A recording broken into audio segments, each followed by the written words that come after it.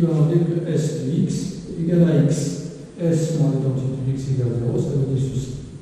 Et si je prends l'élément de Ker S plus l'identité, ça c'est qui va dire que S de x est égal à moins x. Parce que S plus l'identité de x égale à 0, donc on a ceci. On dit que ça c'est l'ensemble des vecteurs invariants, et ça c'est le vecteur anti-invariant. Je transforme, on va opposer, comme ici. Les éléments de F, leur significatif, ça reste là, c'est lui-même. Un élément de G, son significatif, c'est son opposé. Alors nous cherchons à montrer que c'est la somme directe de ces deux espaces.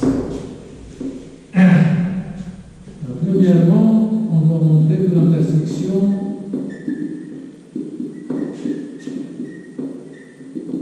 est égale à 0. On va essayer de le faire. Soit x dans le Ker de S moins l'identité, un Ker S plus l'identité. Donc ce sont un x est dans Ker de S moins l'identité et x dans le Ker de S plus l'identité. Si on dit que S de x d'après la règle précédente égale à x, et là, S de x égale à moins x. Donc x égale à moins x, et ça montre que x égale à 0.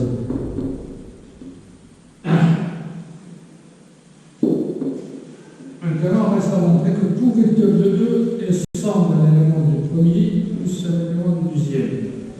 Alors, le deuxièmement, soit x. Alors, tout d'abord, on va dire ce qu'on va montrer. Montrant que pour tout x de 2, on peut trouver un x1 par comme un Ker de S moins l'identité, et un x2 dans le Ker de S plus l'identité, et le x égale à x1 plus x2. Alors là, nous avons toujours une équation, deux inconnus. Pour trouver l'autre équation, il faut appliquer, vous avez A, il faut appliquer S. Ou S moins l'identité, comme vous voyez, c'est le fait de préférence S. Donc ça s'implique que S de x égale à S de x1 plus S de x2. Alors là, j'ai utilisé que S est linéaire, et c'est la somme, c'est la somme. Maintenant, j'utilise la remarque. S de x1, c'est x1, et S de x2, c'est moins x2. Voilà, on a trouvé un système avec deux inconnus et deux équations.